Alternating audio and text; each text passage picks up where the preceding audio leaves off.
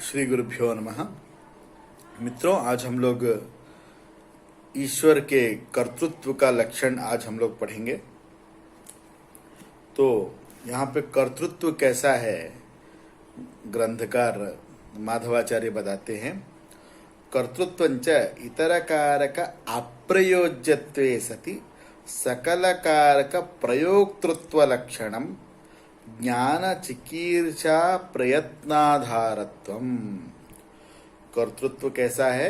इतरकारक अप्रयोज्यत्वे सति सकलकारक प्रयोक्तृत्व लक्षणम ज्ञान चिकीर्षा प्रयत्नाधारत्वम। यह जो है यही कर्ता है, कर्ता का यही लक्षण है। इतरकारक अप्रयोज्यत्वे सति, इतर कारकों से अप्रयोज्य है और सकल कारकों का उपयोग करने वाला है। जैसे मान लीजिए वृक्ष का छेदन करना है। वृक्ष का छेदन करने के लिए किसकी आवश्यकता होती है? परशु की आवश्यकता होती है। परशु माने कुल्हाड़ी। तो वो कुल्हाड़ी से जब हम उद्यमन और निपतन करेंगे तभी वृक्ष का छेदन होगा। अगर कोई करने वाला ही नहीं होगा तो वृक्ष का छेदन होगा नहीं। तो वही कह रहा है, कुल्हाड़ी कर्ता का प्रयोग नहीं करेगा, कर्ता कुल्हाड़ी का प्रयोग करेगा। तो वही कह रहा है इसमें, इतर कारकों से अप्रयोज्य हो और सकल कारक उसी के द्वारा प्रयोज्य हो। वैसा जो होता है जिसमें ज्ञान होता है, कर्तुम इच्छा चिकीर्षा होती है और प्रयत्न होता है, वही करता है। इतर कारकों का प्रयोजत्व न हो, सभी कारकों का वो प्रयोक्तृत्व उसमें हो, उन्हें उन सबका उपयोग वह कर सके। ज्ञान का, चिकीर्षा का और प्रयत्न का जो आधार हो वही कर्ता होता है। ठीक है। एवंच कर्तु व्यावृत्ते तदुपहित समस्त कारक व्यावृत्तौ अकारणक कार्योत्पाद प्रसंग इति स्थूलः प्रमादः। अगर मान लीजिए कर्ता की व्यावृत्ति हो जाए, त्याग हो जाए। मान लीजिए कोई कर्ता है, उदासीन बैठा हुआ है, वो कुछ भी नहीं कर रहा है, वो परशु को लेके उद्यमन निपतन नहीं कर रहा है, तो वृक्ष का छेदन होगा। बाण लिया, बाण को नहीं चला रहा है, तो बाण जाकर के लक्ष्य पे लगेगा? नहीं लगेगा। तो जब कर्ता का परित्याग कर दिया गया, त्याग कर दिया गया, तो सभी कारक भी तो व्यर्थ हो जाएंगे।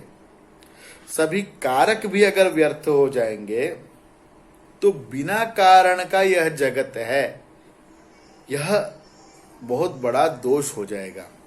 यह बहुत ही बड़ा दोष हो जाएगा। बिना कारण के कार्य उत्पन्न है यह जगत रूपी कार्य, ऐसा यह बहुत बड़ा दोष उत्पन्न हो जाएगा।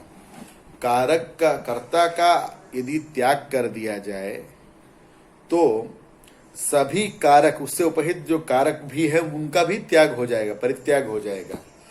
तो यह समस्या आ जाएगी। क्या समस्या आ जाएगी? बिना कारण के ही कार्य है, ऐसा यह स्थूल प्रमाद हो जाएगा। बिना कारण के कार्य हो सकता है क्या? नहीं हो सकता। लेकिन अगर कर्ता का परित्याग कर दिया जाए तो सकल, आपके लक्षण के अनुसार सकल कारक का भी त्याग हो जाएगा। तो सकल कारकों का भी अगर त्याग हो जाए तो बिना कारण के कार्य होना पड़ेगा। तो इस कारण से, क्योंकि कार्य तो दिख रहा है सब जगह, हाँ, जगत रूपी कार्य दिख रहा है सब जगह, तो इस कारण से यहाँ पर क्या हो जाएगा? बहुत बड़ा प्रमाद हो जाएगा। वही कह रहा है, ये स्थिति स्थूलः प्रमादः तथा निरटंकी शंकर किंकरेण। इस तरह से वर्णना किया शंकर के किंकर ने, माने शंकर के भक्त ने। ठीक है। उन्होंने क्या कहा देखिए, अनुकूलेन तर्केण सनाथे सति साधने साध्य व्यापकता भंगात पक्षे नोपाधि संभवः अनुकूलेन तर्केण सनाते सति साधने। अगर तर्क अनुकूल है, तर्क अगर अनुकूल है तो हमारा जो साधन है वो क्या होगा, बहुत ही परिपुष्ट होगा। ठीक है, अगर अनुकूल तर्क के द्वारा क्या होता है, हेतु परिपुष्ट होता है। साध्य की व्यापकता अगर भंग हो जाएगी, साध्य व्यापकता भंगात पक्षे नोपाधि संभवः। उपाधि का लक्षण है जो साध्य का व्यापक हो और साधन का अव्यापक हो, वही उपाधि होता है। पर अर्थात यह है कि यहाँ पर साध्य व्यापकता भंगात, साध्य की व्यापकता का ही भंग होने पर पक्ष में उपाधि जो आप बता रहे हैं, उपाधि संभव ही नहीं है। उपाधि की शंका करना ही व्यर्थ है। उपाधि का लक्षण हम लोग पहले ही पढ़ चुके हैं, साध्य व्यापकत्वे सति साधन अव्यापकत्वम। तो यहाँ पर उपाधि नहीं होगा। यदि ईश्वरः कर्ता स्यात् तर्हि शरीरी स्यात् इत्यादि प्रतिकूल तर्कजातम जागर्तीति चेत ईश्वर सिद्ध्य सिद्ध्याभ्याम व्याघातः। यदि ऐसा कार्य कारण भाव बताएं, यदि ईश्वर स्यात्, अगर ईश्वर होगा तो वह शरीरी होगा। इस प्रकार से प्रतिकूल तर्क अगर हम मानेंगे तो ईश्वर की सिद्धि और असिद्धि में यह तर्क खंडित हो जाएगा। दोनों ही परिस्थितियों में यह तर्क खंडित हो जाएगा। अगर हम ये कहें ईश्वर होगा तो वह अगर शरीरी ही होना चाहिए, ऐसा अगर हम कहते हैं तो क्या होगा, तो ऐसा प्रतिकूल तर्क अगर हम लोग बताते हैं तो ईश्वर की सिद्धि दशा और असिद्धि दशा दोनों में ही यह जो तर्क है वह खंडित हो जाएगा। हाँ, सिद्ध सिद्ध्याभ्याम व्याघातः, खंडित हो जाएगा। तदुदितम उदयनेन, उदयनाचार्य जी ने इसको स्पष्ट किया है। उदयनाचार्य का ग्रंथ है न्याय कुसुमांजलि, उस ग्रंथ में उन्होंने इस बात को स्पष्ट किया है, ऐसा बोल रहे हैं। तीसरे स्तबक, वहां पे अध्याय को स्तबक कहते हैं। स्तबक का अर्थ होता है पुष्पगुच्छ, पुष्पगुच्छ। तो न्याय कुसुमांजलि के तृतीय स्तबक का 5वां कारिका है। वो क्या कहते हैं, आगमादेह प्रमाणत्वे बाधनादि निषेधनम आभासत्वे तु सैव स्याद् आश्रया सिद्धिरुद्धता। ऐसा जो है कारिका बताते हैं। कौन बताते हैं, उदयनाचार्य जी बताते हैं। कहते हैं आगमादेह प्रमाणत्वे बाधनादि निषेधनम।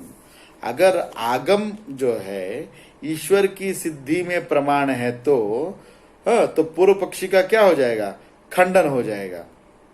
ना, पूर्व पक्षी का क्या हो जाएगा, खंडन हो जाएगा।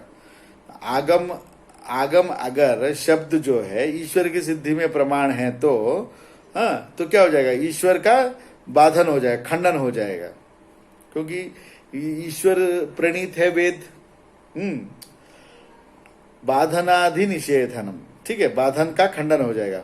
माने तो पूर्व पक्षी के बाधन का खंडन हो जाएगा। यदि आग आभासत्वे तु सैव स्याद् आश्रया सिद्धिरुद्धता।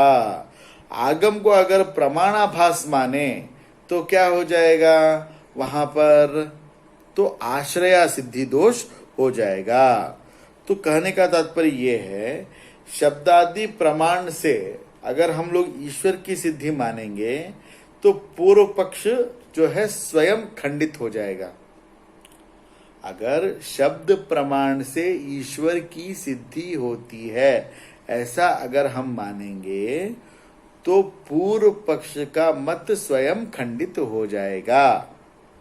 क्यों? और अगर हम ये कहें शब्दादि प्रमाणों को हम लोग प्रमाणाभास, वो प्रमाण नहीं है, प्रमाण की तरह लगते हैं, ऐसा कहेंगे तो क्या हो जाएगा, पूर्व पक्ष के मत में आश्रया सिद्धि दोष हो जाएगा।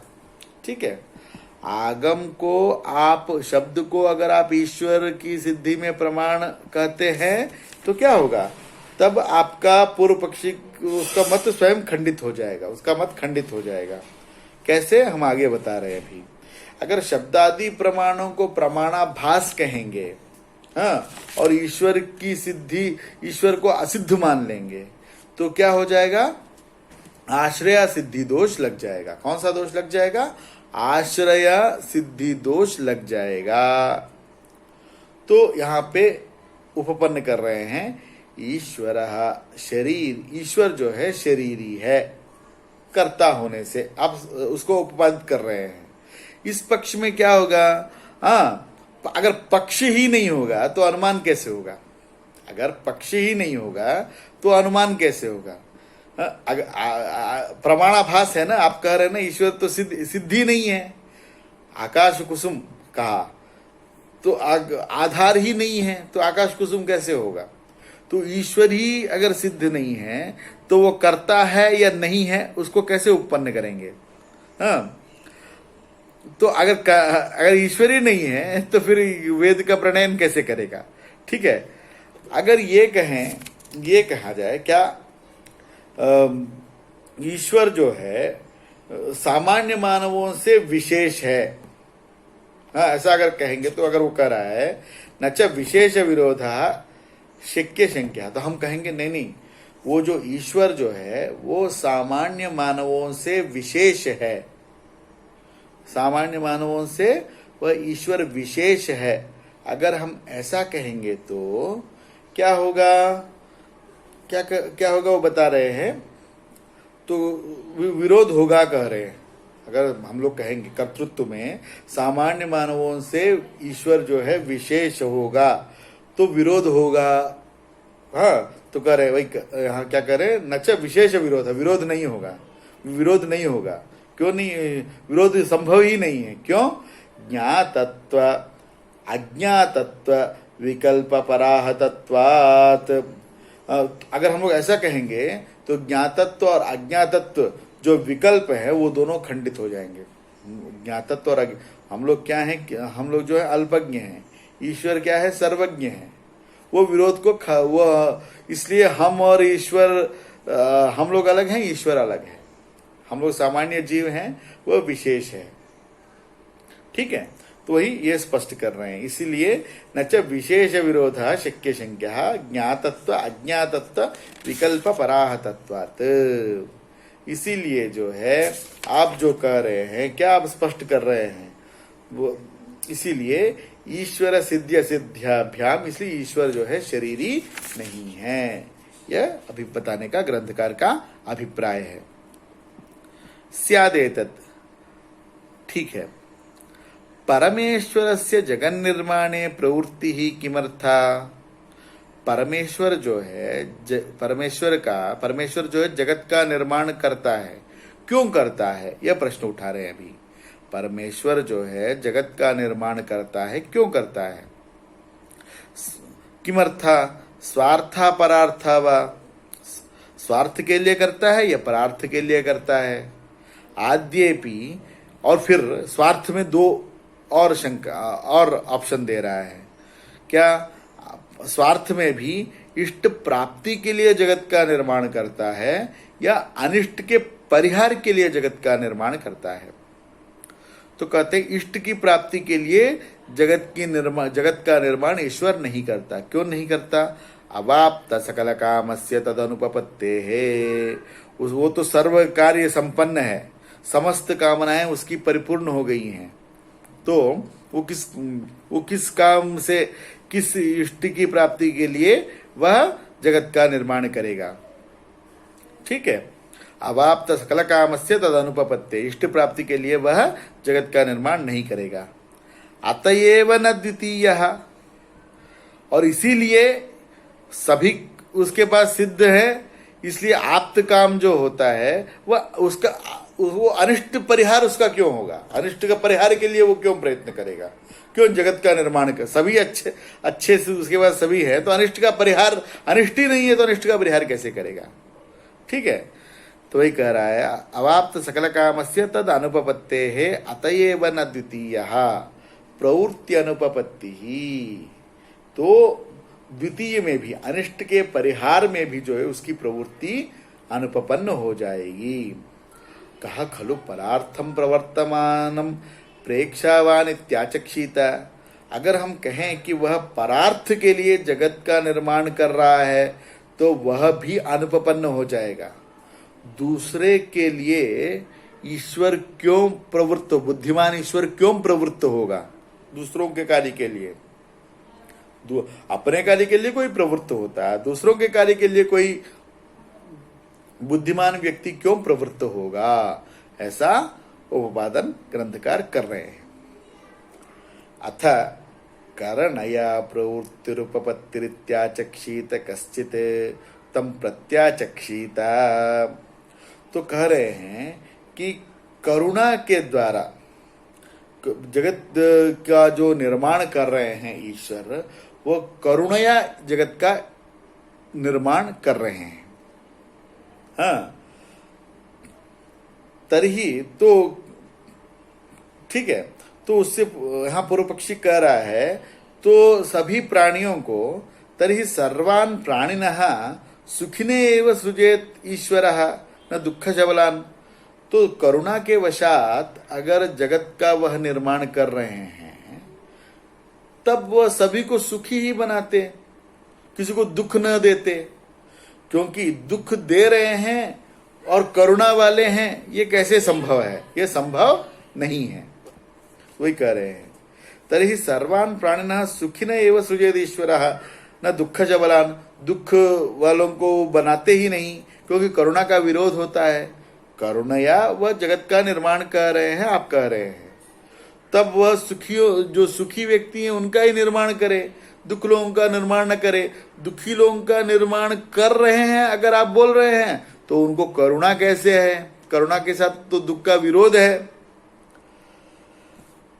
क्योंकि कारुण्य का लक्षण क्या है? स्वार्थम अनपेक्ष पर दुख प्रहाण इच्छा। स्वार्थ की अपेक्षा किए बिना पर दुख का प्रहाण, नाश करने की इच्छा जो है वही कारुण्य है। स्वार्थ की अपेक्षा न करके पर दुख के नाश की इच्छा करना ही जो है क्या होता है? कारुण्य है।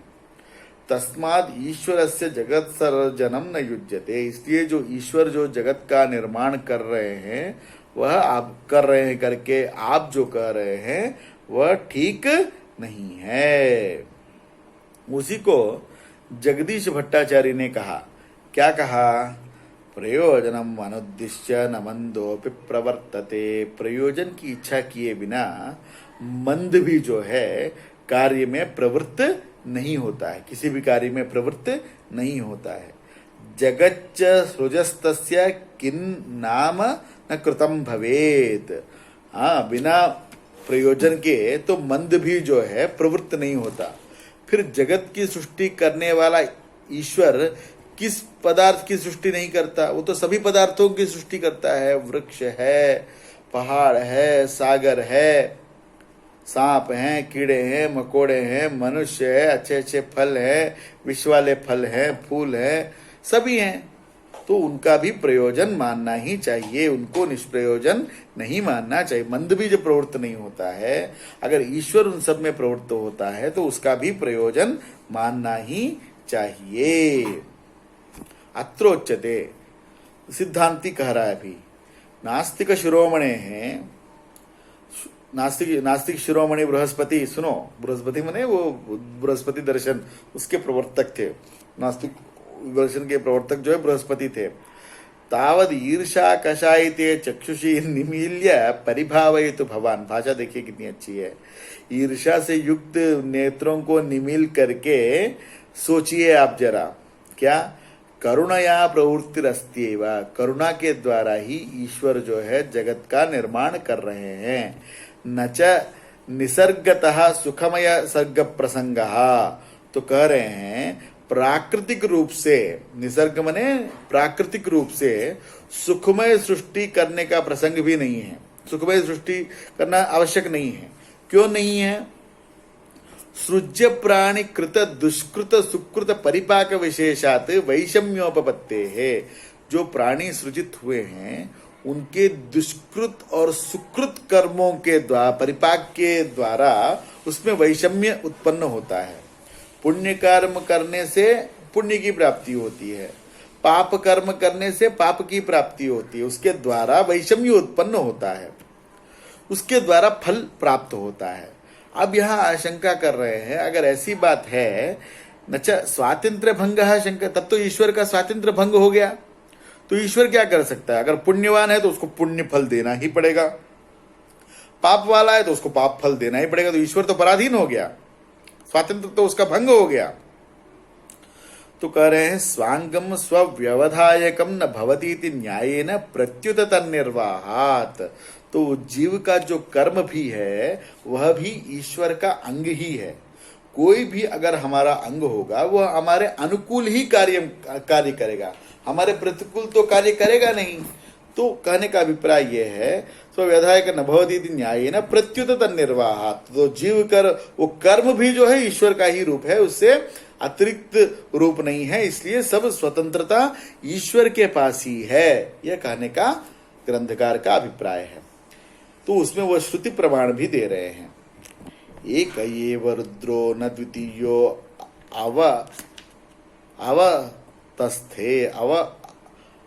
अवस्तस्थे।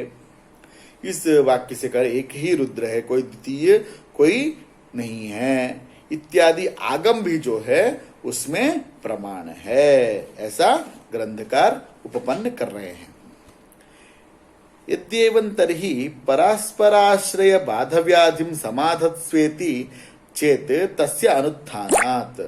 तो कह रहे हैं तो यहां पर बाध हो जाता है।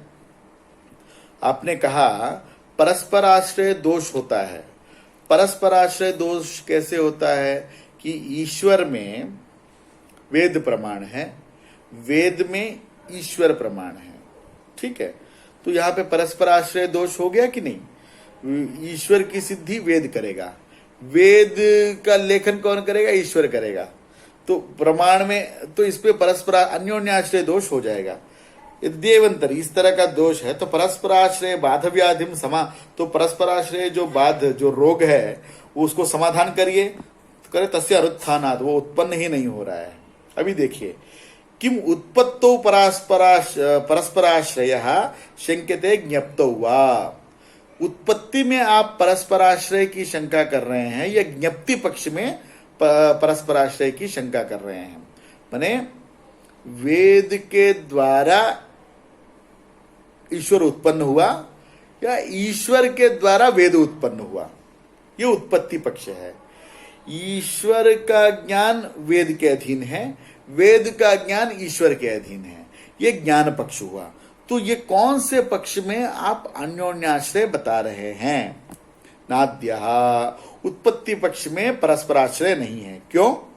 आगमस्य ईश्वराधीनोत्पत्तिकत्वेपि परमेश्वरस्य नित्यत्वेनोत्पत्तेर अनुपपत्तेः। तो कह रहे आगम जो है वह ईश्वर के अधीन है, यह तो सही है।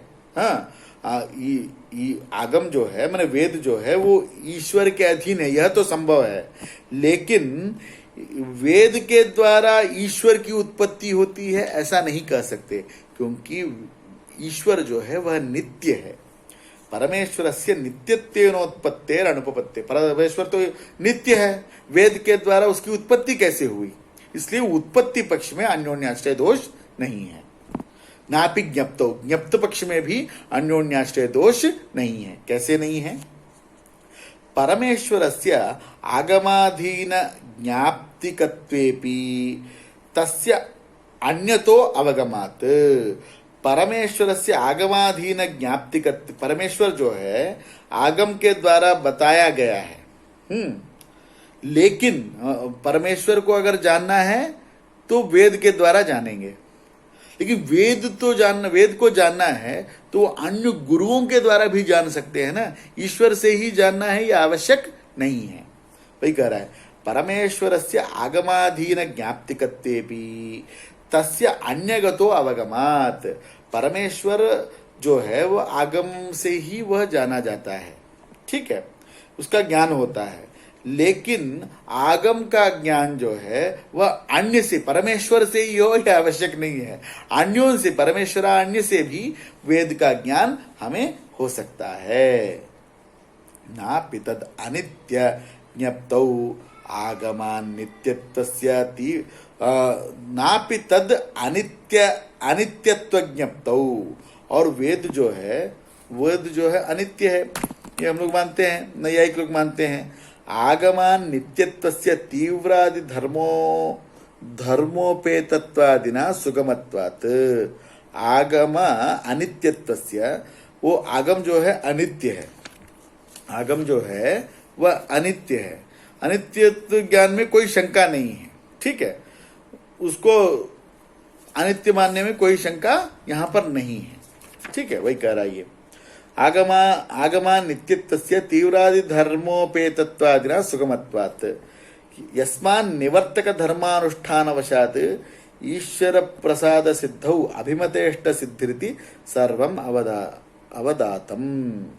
इसलिए इस कारण से ये ग्रंथकार स्पष्ट कर रहे हैं, हाँ, इस प्रकार से संसार से निवृत्ति कराने वाले धर्मों के अनुष्ठान से जब ईश्वर की प्रसन्नता होती है, सभी अभिमत ईश्वर की सिद्धि होती है, यह स्पष्ट है। माने इसका मतलब यह है कि सभी धर्मों की निवर्तक धर्म जो है ईश्वर के अनुष्ठान से ही संभव हो सकते हैं। अनुष्ठान से ईश्वर की प्रसन्नता होती है, तभी हम लोग तीव्र धर्मों से निवृत्त होकर के प्रसन्नता की हमें प्राप्ति होती है। इस प्रकार से हमारा जो न्याय दर्शन ग्रंथ है, हमारा जो सर्वदर्शन संग्रह ग्रंथ है, उसमें न्याय विभाग का हमने अध्ययन कर लिया है।